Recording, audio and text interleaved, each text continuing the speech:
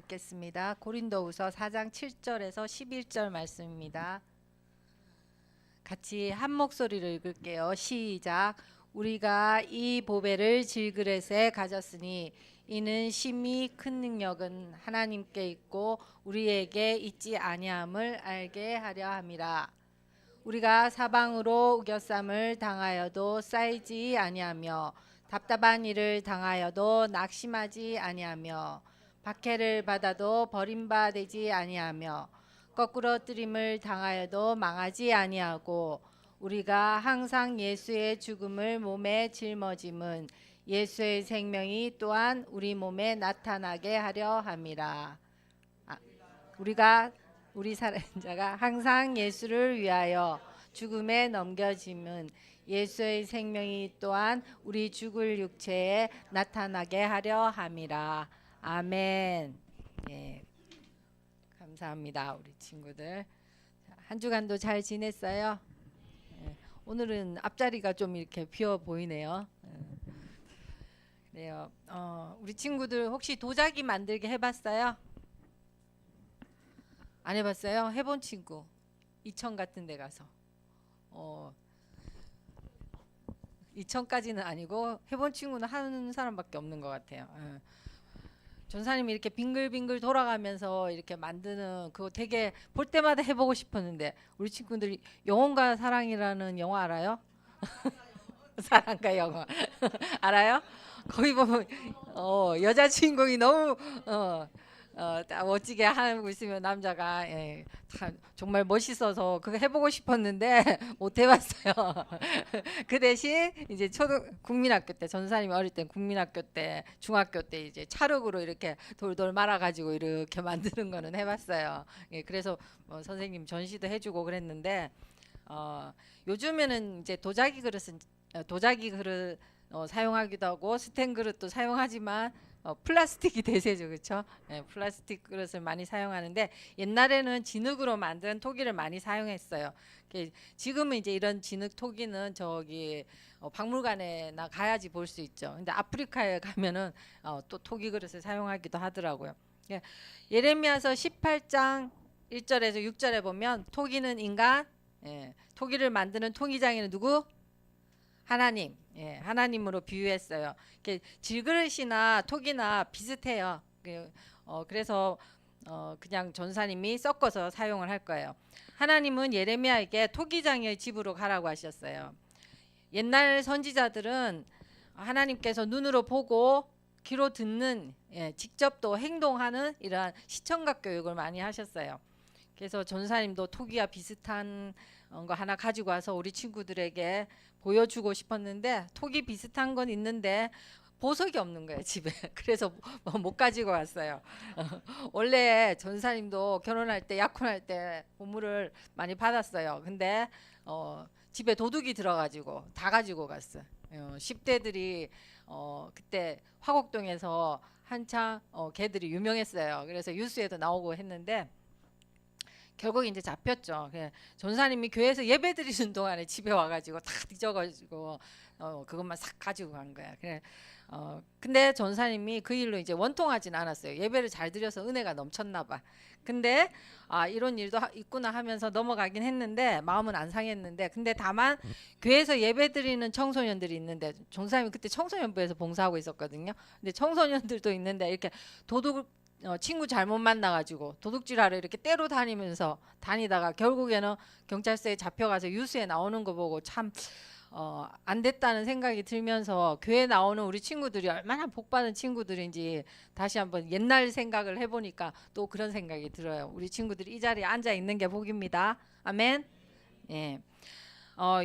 여호와께로부터 예레미야에게 임한 말씀에 가라사대 너는 일어나 토기장의 집으로 내려가라. 내가 거기서 내 말을 내게 들리리라 하시기로 내가 토기장의 집으로 내려가서 본즉 그가 농로로 일을 하는데 진흙으로 만든 그릇이 토기장의 손에서 파상하매 그가 그것으로 자기 의견에 선한 대로 다른 그릇을 만들더라.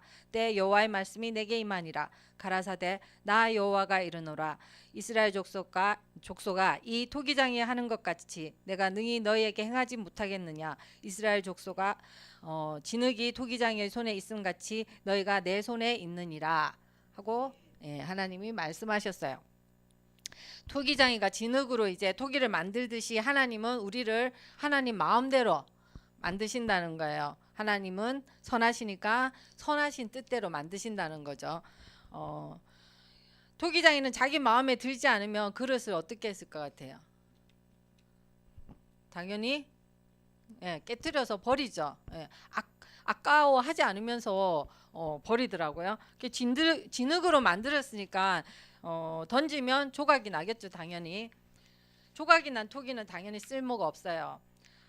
하나님이 나를 이렇게 쓸모없는 조각이라고 쓸모없는 토기라고 버렸으면 우리 친구들 이 자리에 앉아있지 못해요. 하나님이 깨뜨리지 않고 지금 잘 보존하고 계시니까 우리 친구들이 이렇게 살아있어서 여기 와 있는 거고, 그래서 우리 친구들은 실패한 토기가 아니라 하나님께서 사용하실 질그릇인 거예요.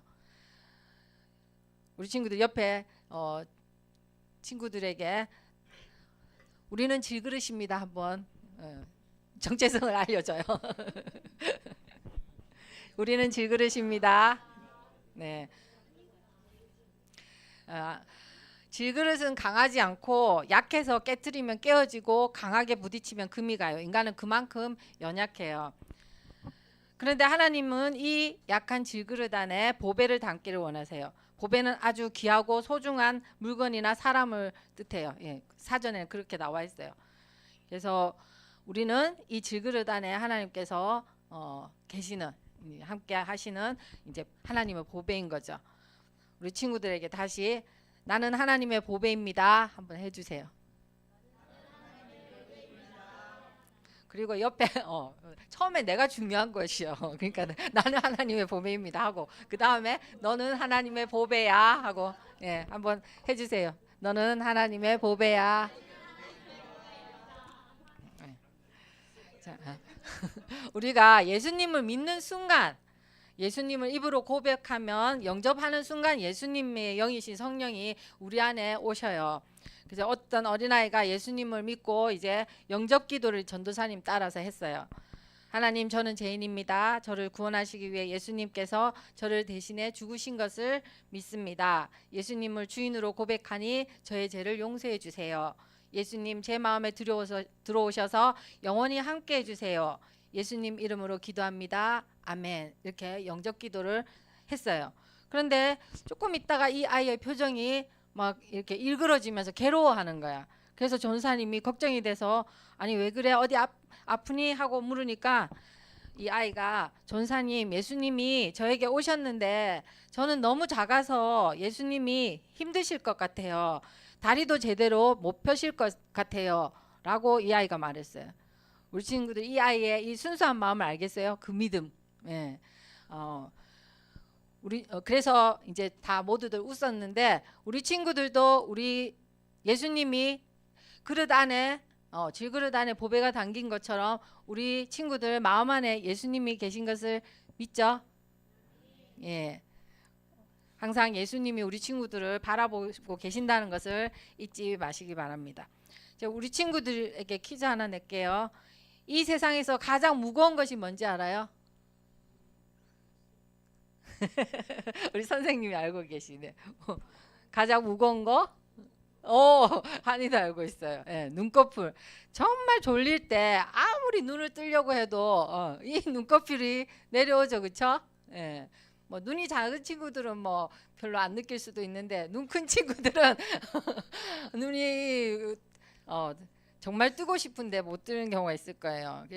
3년을 따라다닌 예수님의 제자들이 예수님이 피땀 흘려서 기도하고 있는데 이 제자들은 너무 피곤해서 자버렸어요.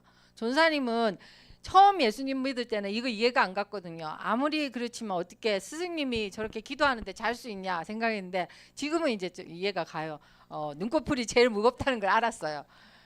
제자들이 자고 있죠. 예수님을 따라 죽는 데까지 가겠다고 큰 소리를 쳤던 베드로를 한번 보세요. 다른 사람이 다 줄을 버려도 자기는 끝까지 줄을 따라가겠다고 했어요. 그런 제자들을 보시고 예수님이 베드로에게 야, 그래 베드로야, 너밖에 없구나 라고 예수님 말씀하셨어요? 아니죠, 그렇죠? 예. 예수님은 사람의 속에 있는 것을 다 아신다고 했어요. 그래서 베드로의 연약함도 알고 계셨어요. 베드로는 예수님이 체포당하신 순간에 함께 있었다는 것을 보았다고 하는 한 여종의 말에 나 잔뜩 겁을 먹고 나 아니야. 저는 아닙니다 하면서 부인했어요. 그리고 예수님이 예언하신 대로 3번이나 부인을 했어요. 사랑하는 제자가 나를 3번이나 부인할 거라는 아는 예수님의 마음은 어땠을 것 같아요? 참 진짜 속이 쓰렸을 것 같아요. 그래도 예수님은 베드로의 진심은 그것이 아니라고 믿으셨기에 베드로를 버리지 아니하시고 돌이킨 후에 베드로가 할 일도 알려주셨어요.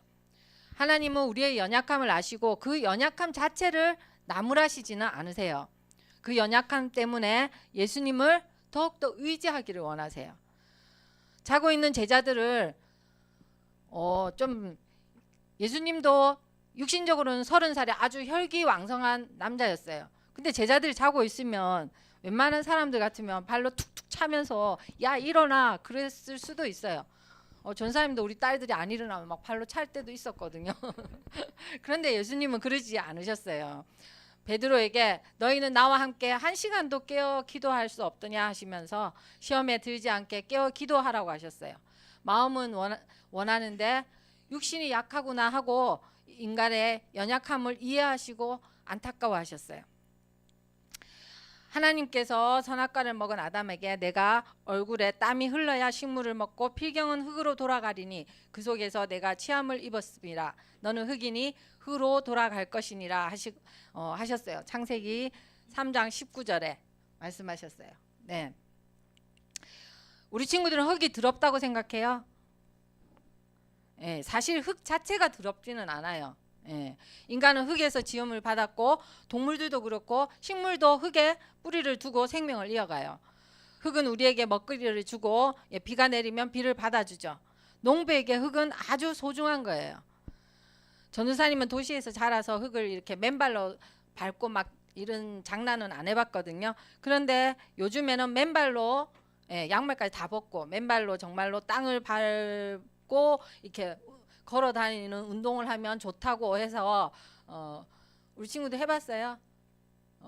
좋다고 해서 어르신들이 아주 그냥 운동장에서 전부 그냥 때로 맨발 벗고 막 이렇게 돌고 계시거든요. 요즘에 또 그게 건강 비법이라고 해요. 의사 선생님들 중에서는 그게 진짜라고 이렇게 뒷받침을 해주시는 분들도 있어요.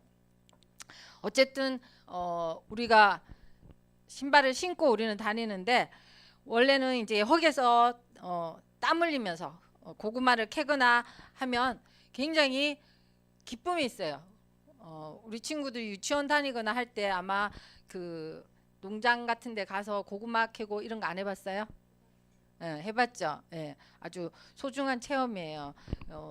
이렇게 무 같은 거 캐가지고 이렇게 어릴 때 승리한 것처럼 이렇게 사진도 아마 다 찍어줬을 거예요. 한번 찾아보세요. 예. 그러니까 그 흙으로 사람을 만들었다고 했으니까 토기는 어쩌면 인간하고 닮은 거죠. 그래서 하나님이 비유를 하신 거예요. 그 만든 토기에 보배를 담았으니 토기는 평범하지만 보배는 귀중한 것이라서 토기도 보배 때문에 귀해지는 거예요. 인간은 별다를 것이 없어요. 다 뭐 잘난 사람 엄청 잘난 것 같지만 다 원재료는 흙이라는 거예요. 그러니까 다 똑같아요. 본질은 똑같아. 그런데 그 안에 있는 그 토기 안에 있는 보배는 아주 소중한 거예요.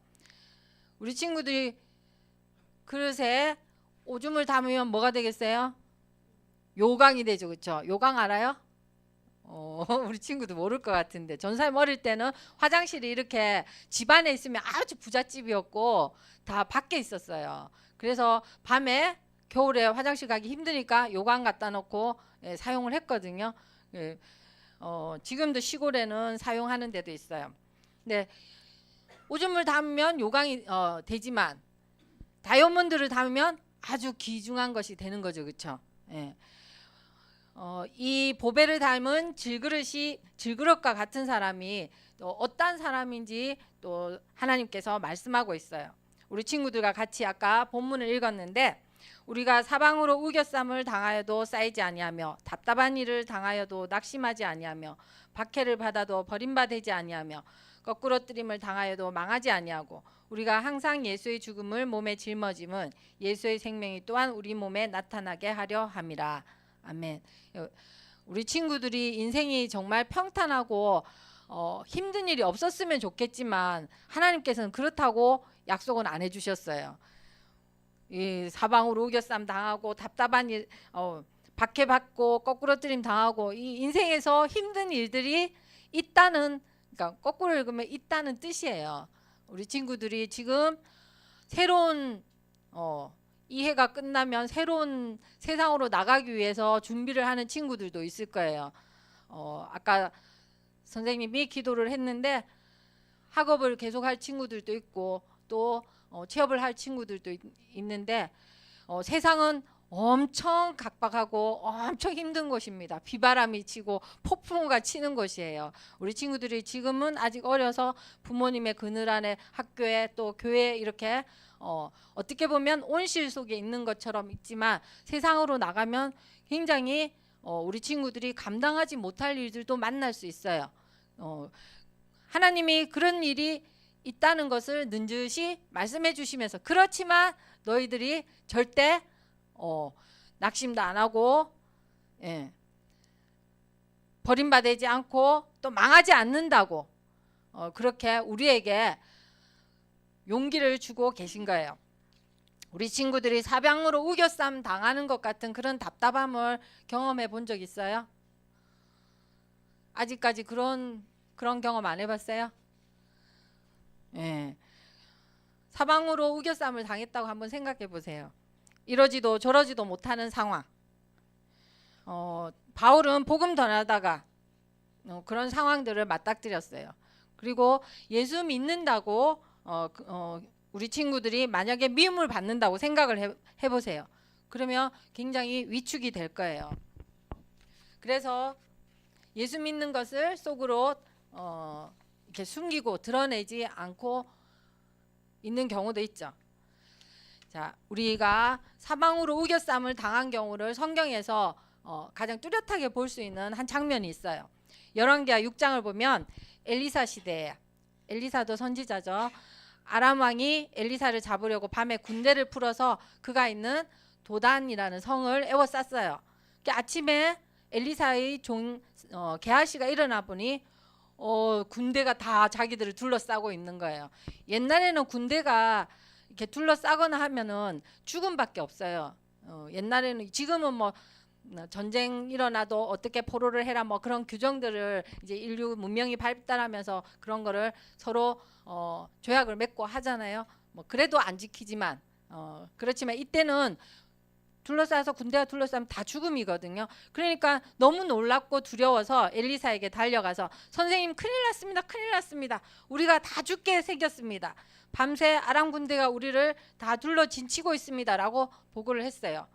그때 엘리사는 하나도 당황하지 않고 침착하게 기도해서 야훼여 원하건대 그의 눈을 열어서 보게 하옵소서 하고 기도를 했어요. 그랬더니 엘리사의 눈이, 그러니까 우리의 육신의 눈은 뜨고 있었는데 영적인 눈이 열려서 보니까 불말과 불병거들이 도단성을 그 아람 군대 뒤에 둘러싸고 있는 거예요. 그래서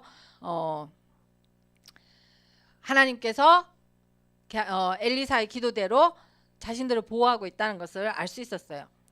우리 친구들이 하늘에 먹구름이 꽉 끼어 있으면 우리 눈에는 태양이 보여요, 안 보여요? 안 보이죠? 깜깜해서 안 보이지만 그러나 그 먹구름 위에 태양이 있어요, 없어요? 있어요. 그쵸? 우리가 비행기 타고 가다 보면은 그런 거를 분명하게 알 수 있어요. 비행기 밑에 구름이 막 있으니까 그 밑에 있는 사람들은 먹구름이 꼈을 때 완전히 깜깜하고 막 비가 막 쏟아질 수 있지만 그 위에는 환하게 태양이 비춰져 있잖아요. 우리가 믿음의 눈으로 볼 때는 우리가 감각적인 눈으로, 우리의 육신의 눈으로 볼 수 없었던 것을 볼 수 있는 거예요. 그래서 엘리사는 그러한 자기 죽음이 곧 올 수도 있는 그러한 상황에서도 전혀 요동함이 없었던 거죠. 그리고 우리 친구들이 하나님께 버림받으면 망할 것 같잖아요. 사람에게 버림받아도 망할 것 같은 그런 비참함을 느껴요. 바울이 선교를 하면서 경험했던 일들을 지금 말하고 있는 거거든요. 사람들은 자기에게 유익이 될 것 같으면 가까이 하려고 별로 유익이 없거나 또 시기가 나면 해를 끼치려고 해요. 바울은 유대인에게 매를 39대 맞고 기절해가지고 아 이거 죽었구나 하면서 유대인들이 성 밖으로 버린 적도 있어요. 우리가 예수님을 믿고 복음을 전한다고 하나님이 만사 형통하게 해주시는 건 아니에요. 이 땅에서 만약에 예수님 믿었는데 막 어려움 없고 그러면 다 예수님 믿겠죠. 근데 그것이 아니고 하나님은 그 속에서 토기장이가 토기를 만들어 가듯이 우리를 하나님의 형상대로 만들어 가시는 거예요. 처음에 전사님은 예수님을 진심으로 믿고 영접하고 나서는 아 이제 하나님 믿게 됐으니까 나는 감기도 안 걸릴 거야 그렇게 생각을 했어요. 아주 힘든 일이 없다고 생각하는 건 잠깐의 착각이었고 그 다음부터 여러 가지 시험들을 많이 겪고 그때마다 기도하면서 하나님을 알아가면서 이겨냈어요. 사람은 변덕이 심하고 자기의 유익을 따라서 행동하지만 하나님은 절대 우리를 버리지 않으세요. 예수님을 믿는 우리들은 어떠한 문제가 다가오고 어려움이 와도 절대로 절망하고 무너지지 않습니다. 왜냐하면 절대 희망이신 예수님께서 우리와 함께하고 계시기 때문이에요.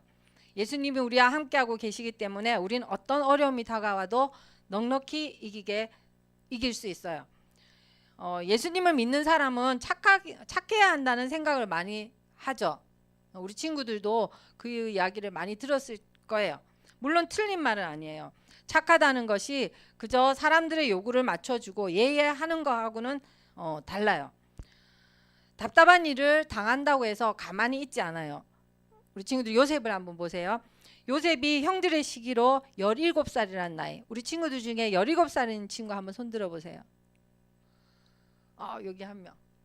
그러면 17살 밑으로 위로예요. 17살인데 외국으로 팔려가는데 노예로 팔려갔다고 생각을 해봐. 정말 이거는 절망할 수밖에 없고 답이 없을 것 같아요. 근데 이 요셉은 집에서 채색 옷을 입고, 그러니까 채색 옷은 그러니까 왕족들이 입는 옷이었어요. 야곱이 편애를 해서 너무 요셉을 사랑해서 이게 왕족들이나 입는 그런 멋진 옷들을 지어서 입혀준 거예요. 다른 형제들보다 더 사랑해서. 그렇게 부잣집 도련님처럼 살았던 요셉이 남의 나라에 끌려가서 보디발의 집에서 종처럼 일하게 됐어요. 얼마나 답답한 노릇이에요. 아마 보통의 사람들 같으면 다 낙심해서 정말 자살 기도도 하고 막 그랬을 것 같아. 그러나 성경에 보면 요셉이 낙심했다는 말 없어요. 하나님이 함께 하심으로 요셉이 형통하였다 했고 요셉은 보디발에게 인정받는 사람이 됐어요. 요셉은 낙심하지 않고 인내하면서 성실하게 지혜롭게 일했어요. 그리고 비굴해지지도 않았어요. 초대교회 한 성도님이 토굴 속에서 신앙생활을 했는데 우리 친구들 그러니까 교회가 세워지고 성경에는 이제 나오지 않는 시절이에요. 초대교회 이후의 시절에 이제 발각되어서 체포되었는데 그가 황제 앞에서 서서 신문을 받았어요. 내가 가지고 있는 신앙을 포기해라. 그러면 내가 용서하고 살려주겠다. 그랬어요. 그러자 이 성도가 단호하게 말했어요. 저는 결단코 그럴 수 없습니다. 내가 믿는 그리스도를 나는 배신할 수 없습니다. 어느 성도도 그랬다고 해요. 예수님은 나를 한 번도 배신한 적 없는데 나는 그런 예수님을 배신할 수 없습니다라고 했다고 해요. 어쨌든 그러자 황제가 분노해가지고 신하에게 저놈을 극악무도한 죄인들이 있는 감방에 가두라고 명령을 했어요. 그때 신하가 안 됩니다 그랬어요. 왜 안 된다고 했을까요? 예수 믿는 사람들은 죄인들이 있는 방에 가두면은 그 감방 안에 있는 죄수들을 다 전도해서 다 예수를 믿게 하기 때문이라는 거예요. 할렐루야. 네. 그러자 황제가 이번에는 그러면 굶겨라, 굶겨서 죽여라 그랬어요. 그랬더니 신하가 이렇게 대답했어요. 왕이시여, 그리스도인들은 굶기면 금식하며 기도하기 때문에 굶기시면 안 됩니다. 그랬어요. 예. 그러면 당장 목을 쳐서 사형시켜 버려라 하고 황제가 명령했어요. 그러면 신하 뭐라고 대답할게요? 안 됩니다 그랬어요. 또 왜냐하면 그리스도인들에게 제일 큰 영광은 순교이기 때문입니다 그랬어요. 예, 우리가 성경에 하나님의 말씀은 세상과는 반대인, 거의 반대예요. 다 하나님은 반전의 하나님이시거든요. 비슷한 이야기가, 이거는 이제 역사적으로 정말로 기록이 된 이야기거든요. 하나님을 믿는 모든 성도들은 모든 사람으로부터 버림받아도 예수님은 절대로 버리지 않으시고 또 신앙을 지켜야 되는 거죠. 신앙을 지켜야 되는 거죠. 예수님께서는 어떤 상황에서도 우리를 버리지 않으시기 때문이에요. 중세 시대 때 성자 크리소스톰, 중세 시대 때 있었던 유명한 설교자고 저술가인데, 이 사람이 유독시아라는 황후의 핍박을 받아서 멀리 추방을 당했어요. 그때 나를 쫓아내면 엘리야처럼 되어 까마귀가 나를 조석으로 도울 것이요, 바다에 던지면 뭐처럼 되겠어요? 요나처럼 될 것이요, 돌로 친다면 누구처럼? 스데반처럼 될 것이요, 목을 자른다면 세례 요한처럼 될 것이요, 매로 친다면 사도 바울처럼 될 것이다 라고 했다고 해요. 그러므로 하나님은 우리의 피난처요 힘이시요 환난 중에 만날 큰 도움이시다 라고 당당하게 말했다고 해요. 간혹 우리 친구들 시험 좀 못 쳤다고 망했다고 생각해 본 적 있어요? 전사님도 많이 그랬 생각했어요. 그때 이 성경 말씀을 알고 이 설교를 들었으면 난 절대 망하지 않은 건데 라고 빨리 회복이 될 수 있었을 건데, 그때는 우리 친구들만한 나이 때는 시험이 정말 중요하다고 생각했고, 시험 한번 잘못 치면 정말 계속 다음 시험 칠 때까지 마음이 무거웠어요. 우리 친구들이 시험 한번 잘못 쳤다고 해서, 내 기대만큼 못 쳤다고 해서 절대 망하지 않아요. 성도의 특징은 실패를 안 하는 것이 아니라 실패해도 7.8기로 이겨내는 거예요. 잠언 24장 16절에 대저 의인은 7번 넘어질지라도 다시 일어나려니와 악인은 재앙으로 인하여 엎드러지느니라고 말씀하고 있어요. 성경에서 말하는 7번은 진짜 1번, 2번, 3번, 7번이 아니라 완전한 수예요. 히브리어는 2가지 의미가 있거든요. 7번이라는 것은 그러니까 끝까지 다시 일어선다는 의미를 가지고 있어요. 우리 친구들이 비록이 아니고 하나님께서 더럽지 않은 흙으로 우리를 만드셨어요.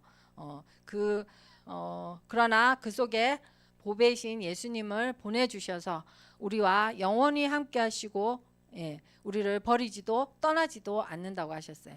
우리 친구들이 힘든 일이 있고 내가 기대한 만큼 성취하지 못하더라도 다시 일어설 때 하나님께서 또 새로운 힘을 주시고 또 새로운 길을 열어주시고 우리 친구들이 하나님의 그 계획을 이루실 때까지 하나님께서 항상 붙들어 주실 거예요. 우리 친구들이 힘을 내서 죽음도 두려워하지 않는 그러한 생명력을 가지고 이 세상에서 당당하게 용기 있게 세상을 이기면서 살아가길 바랍니다.